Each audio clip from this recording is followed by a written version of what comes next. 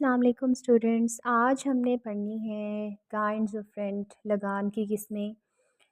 لگان کی total 5 types ہیں، 5 اقسام ہیں جو کہ موسٹ امپورٹنٹ ہیں، اور ان میں سے ایک ڈیفینیشن لازمی آپ کے پیپر میں آئے گی، موسٹ امپورٹنٹ شارٹ کویسچن ہے۔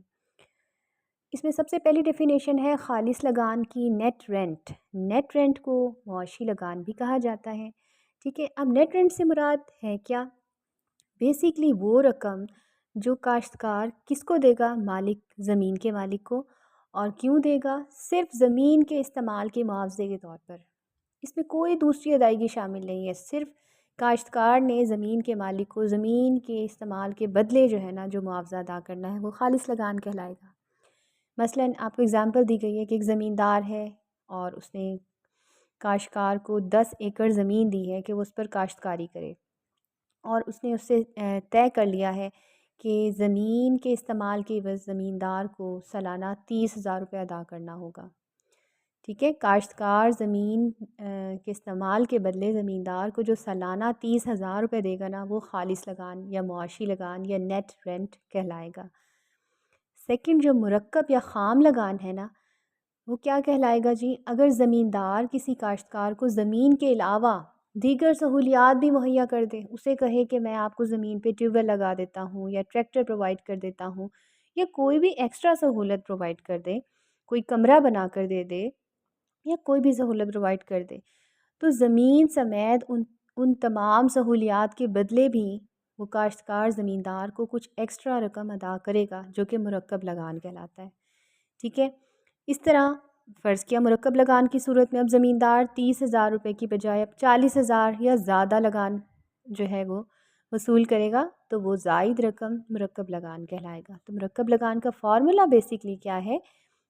خالص لگان اور اس میں ایڈ ہو جائے گا اضافی سہولتوں کی ادائیگیاں، یعنی یہ خالص لگان اور اس کے علاوہ جو اضافی سہولتیں جو زمیندار نے کاشتکار کو دی ہیں، ان سہولتوں کی ادائیگیاں جو قسط کی صورت میں سے ادا کرنی ہوں گی، وہ مرکب لگان کہلائے گا۔ Third one is differential rent, تفرقی لگان۔ دیکھیں نام سے ہی ظاہر ہے تفرقی فرق سے نکلا ہے، ڈفرینس سے، چونکہ زمین کے جو مختلف قطعات ہیں وہ زرخیزی اور محل وقوع کے اعتبار سے ایک دوسرے سے مختلف ہوتے ہیں۔ کچھ جو زمین کے ٹکڑے ہیں وہ زیادہ زرخیز ہوتے ہیں، کچھ کم زرخیز ہوتے ہیں، کچھ زمین کے ٹکڑے شہروں کے نزدیک ہوتے ہیں تو ان کی طلب زیادہ ہوتی ہے، کچھ زمین کے ٹکڑے ایسے ہوتے ہیں جو شہروں سے دور ہوتے ہیں یا بنجر ہوتے ہیں، ویران ہوتے ہیں، تو ان کی طلب کم ہوتی ہے۔ تو لگان جو ہے اس فرق کی وجہ سے جو لگان کریٹ ہوگا وہ تفرقی لگان کہلائے گا۔ لگان بیسیکلی ہے کیا؟ زمین کی پیداواری صلاحیت کے فرق سے لگان جب تبدیل ہو جائے تو وہ تفرقی لگان کہلاتا ہے۔ زیادہ زرخیز زمین زیادہ لگان دے، کم زرخیز زمین کم لگان دیتی ہے، شہروں کے نزدیک کی زمین کی طلب زیادہ ہوتی ہے تو ان کا لگان بھی زیادہ ہوتا ہے، ٹھیک ہے۔ تو لگان میں یہی فرق تفرقی لگان کہلاتا ہے۔ فورتھ ون از کمیابی لگان، اسکارسٹی رینٹ۔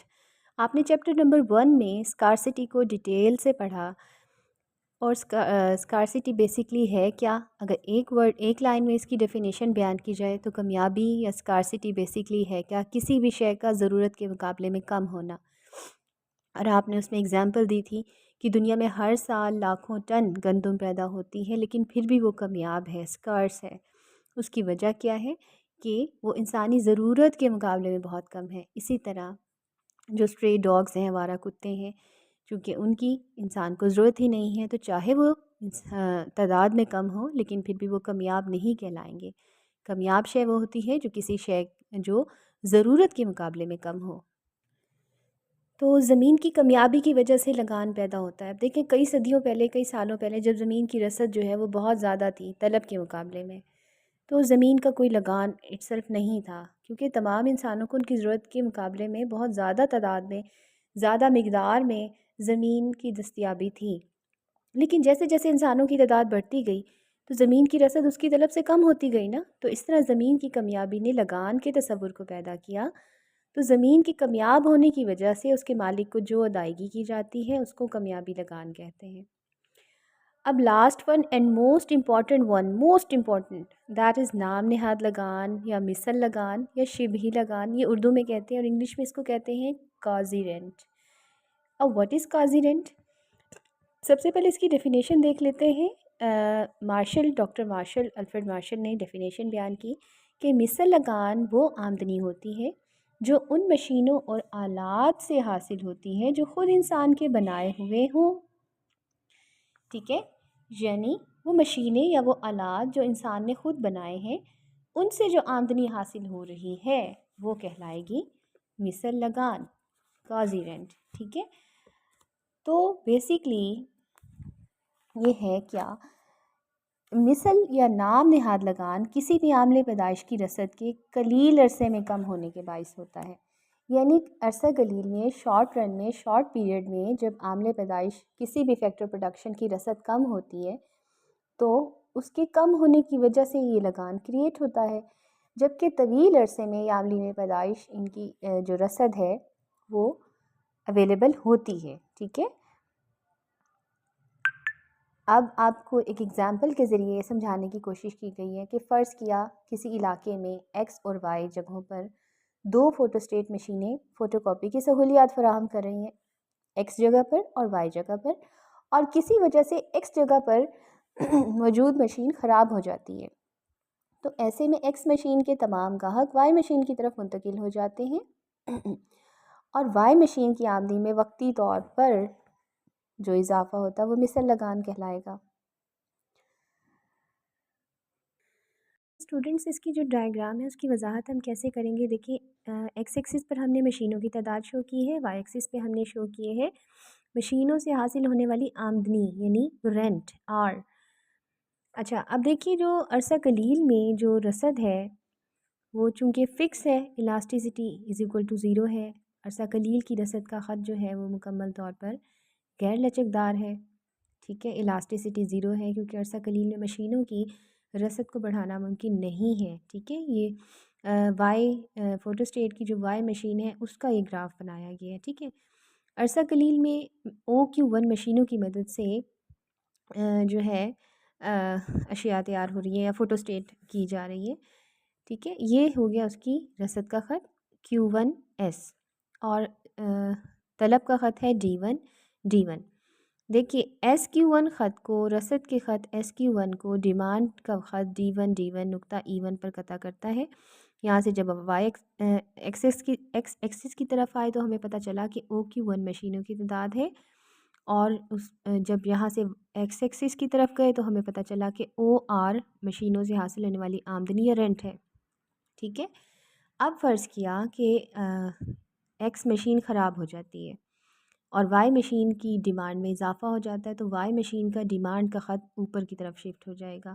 ٹھیک ہے، یہ ایرو ہم بنا رہے ہیں یہ شو کرنے کے لیے کہ یہ خط اوپر کی طرف شفٹ ہو کر کیا ہو جائے گا D2.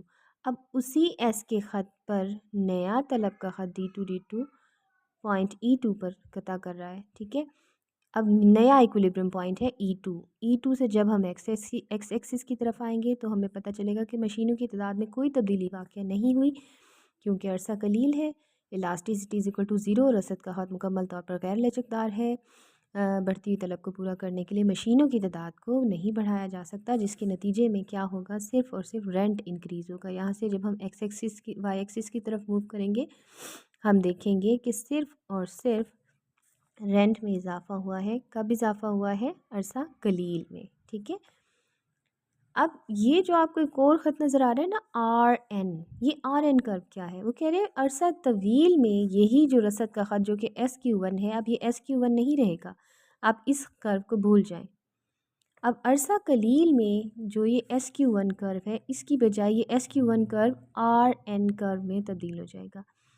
اب جو آپ کو یہ کرو نظر آ رہا ہے نا نیچے والا کرو RN، اب یہ آپ کی رسد کا خط ہے. اب وہی ڈیمانڈ کا خط D1. عرصہ طویل میں جو ہے OQ1 مشینوں کی تعداد ہے اور عرصہ طویل میں کیا ہوگا، اس رسد کے خط RN کو نیا ڈیمانڈ کا خط D2 نقطہ توازن E3 پر انٹرسیکٹ کرے گا. E3 پر آپ دیکھیے کہ مشینوں کی تعداد میں اضافہ ممکن ہے. اور رینٹ میں اضافہ نہیں ہوگا کیونکہ ہم نے عرصہ طویل میں مشینوں کی تعداد کو ہم بڑھا سکتے ہیں، تو Q1 Q2 مشینوں کی تعداد بڑھ جائے گی اور رینٹ پہ کوئی فرق نہیں پڑے گا۔ عرصہ طویل کا جو خط ہے وہ مکمل طور پہ لچکدار ہوتا ہے، اس کی elasticity is equal to infinity ہوتی ہے۔ یہ مکمل لچکدار خطوط رسد کے آپ نے پڑھے تھے نا چیپٹر نمبر، جو رسد کا خط آپ کو، رسد کا چیپٹر آپ کو پڑھایا تھا، اس میں آپ نے دیکھا تھا کہ مکمل طور پہ لچکدار جو رسد کے خط ہوتا ہے وہ اس شکل کا ہوتا ہے، پیرالل ٹو ایکس ایکسس، جبکہ غیر لچکدار خط پیرالل ٹو وائی ایکسس ہوتا ہے۔ یہ آپ کی ڈائیگرام ہے۔ اگر آپ کو ابھی اس ڈائیگرام سے بھی سمجھ نہیں آ رہا تو میں ایک دفعہ آپ کو بورڈ پہ بھی سمجھا دیتی ہوں کہ آپ نے ایکس ایکسس پر آپ نے مشینوں کی تعداد شو کی ہے، ٹھیک ہے، جس کو ہم نے آپ کیو سے بھی شو کر سکتے ہیں، ایکس کی جگہ آپ یعنی کہ کیو کا ورڈ لکھ دیں مشینوں کی تعداد، اور یہاں پہ آپ نے شو کر دیا ہے رینٹ یعنی کہ مشینوں سے حاصل ہونے والی آمدنی۔ یہ ہے عرصہ قلیل کا خط، ٹھیک ہے، یہ سپلائی کا خط ہے ایس، اور یہاں پہ مقدار لکھی ہوئی ہے Q1۔ یہ عرصہ قلیل کا خط ہے، اس کی الاسٹیسٹی 0 ہے، مکمل طور پر غیر لچکدار ہے۔ جو ڈیمانڈ کا خط ہے جو کہ ہے D1 اور D1، یہ اس رسد کے خط کو نقطہ توازن پر E1 پر انٹرسیکٹ کرے گا۔ یہاں سے ہم وائی ایکسس کی طرف موو کریں گے تو ہمیں پتہ چلے گا یہ ہے رینٹ۔ اب آپ کو بتایا گیا تھا کہ D1، یہ چونکہ یہ پورا ہم وائی فوٹو اسٹیٹ کی مشین کے بارے میں ہم بتا رہے ہیں جو ہم نے اگزامپل لی تھی یہاں پہ، ٹھیک ہے، اس اگزامپل کے تحت ہم خط بنا رہے ہیں۔ اب دیکھیے کہ جب ایکس کی جو فوٹو اسٹیٹ مشین اگر خراب ہو جاتی ہے تو وائی کی مشین کی جو ڈیمانڈ ہے وہ بڑھ جائے گی۔ ڈیمانڈ بڑھنے کی صورت میں جو ڈیمانڈ کا خط ہے وہ اوپر کی طرف شفٹ ہو جائے گا D2 D2۔ اب نیا نقطہ توازن ایکویلیبریم پوائنٹ ہوگا E2، ٹھیک ہے۔ یہاں سے جب ہم موو کریں گے وائی ایکسس کی طرف تو ہمیں پتہ چلے گا رینٹ جو ہے وہ R1 سے بڑھ کر R2 ہو گیا۔ کیوں ہو گیا رینٹ میں اضافہ؟ کیوں ہو گیا؟ کیونکہ عرصہ قلیل ہے، مشینوں کی تعداد نہیں بڑھائی جا سکتی، جس کے نتیجے میں صرف رینٹ میں اضافہ ہوگا۔ اب وہ کہہ رہے ہیں کہ اگر عرصہ طویل ہو تو پھر کیا ہوگا کہ مشینوں کی جو تعداد ہے اس میں اضافہ ممکن ہے، اس کی رسد بڑھائی جا سکتی ہے۔ تو یہ عرصہ طویل میں جو سپلائی کا خط ہے وہ یہ ہو جائے گا ایس R1۔ اب یہ اس خط کی یہ خصوصیت ہے کہ اس پہ elasticity is equal to infinity ہے، یہ مکمل طور پر غیر لچکدار خط ہے، مکمل طور پر لچکدار، الاسٹک، یہ مکمل طور پر الاسٹک سپلائی کا کرو ہے، ٹھیک ہے۔ اب دیکھیے، اب ہم نے دیکھنا ہے کہ وہی بڑھتی ہوئی ڈیمانڈ کا خط اس نئے عرصہ طویل کی رسد کے خط کو اس نقطے پر E3 پر انٹرسیکٹ کر رہا ہے۔ یہاں سے جب ہم ایکس ایکسس کی طرف موو کریں گے ہم دیکھیں گے Q1 سے Q2 کی طرف ہم نے موو کیا، ہم دیکھیں گے کہ صرف مقدار میں مشینوں کی تعداد میں اضافہ ہوا ہے، ٹھیک ہے، مشینوں کی تعداد میں اضافہ ہوا، لیکن جو لگان ہے یا رینٹ ہے یا مشینوں سے حاصل ہونے والی آمدنی، اس میں کوئی اضافہ نہیں ہوا، اس پہ کوئی فرق نہیں پڑا۔ یہ ایک بیسک کنسیپٹ ہے قاضی رینٹ کو سمجھنے کے لیے، یعنی کہ نام نہاد لگان یا مثل لگان کو سمجھنے کے لیے ایک بیسک یہ ڈائیگرام ہے جس میں آپ کو 3 ایکویلیبریم پوائنٹس شو کیے گئے ہیں، ٹھیک ہے۔ E1 ایکویلیبریم پوائنٹ جو ہے وہ ہمارا انیشیل تھا، اور یہ ڈیمانڈ کے بڑھنے کے نتیجے میں ہمارا سیکنڈ ایکویلیبریم پوائنٹ جو ہے وہ E2 ہے، اور یہ عرصہ قلیل کا ایکویلیبریم پوائنٹ ہے، اور ڈیمانڈ بڑھنے کی صورت میں عرصہ طویل کا ایکویلیبریم پوائنٹ جو ہے وہ E3 ہے، ٹھیک ہے۔ عرصہ قلیل میں مشینوں کی تعداد نہیں بڑھائی جا سکتی، جس کی وجہ سے رینٹ میں اضافہ ہو جاتا ہے جو کہ مثل لگان یا شبہ لگان کہلاتا ہے، ٹھیک ہے۔ جبکہ عرصہ طویل میں جب رسد مکمل طور پر لچکدار ہوتی ہے تو مشینوں کی تعداد میں اضافہ ممکن ہوتا ہے، جس کی وجہ سے رینٹ انکریز نہیں ہوتا۔ تو یہ آپ کو جو ایم آر اضافہ جو شو ہو رہا ہے یہ آپ کا عارضی لگان یا مثل لگان یا شبہ لگان یا انگلش میں اس کو کہتے ہیں قاضی رینٹ، ٹھیک ہے۔ ہوپ فلی آپ کو آج کا ٹاپک سمجھ آ گیا ہوگا۔ نیکسٹ ٹاپک انشاءاللہ ہم ریکارڈر کا نظریہ لگان پڑھیں گے۔ تھینک یو، اللہ حافظ۔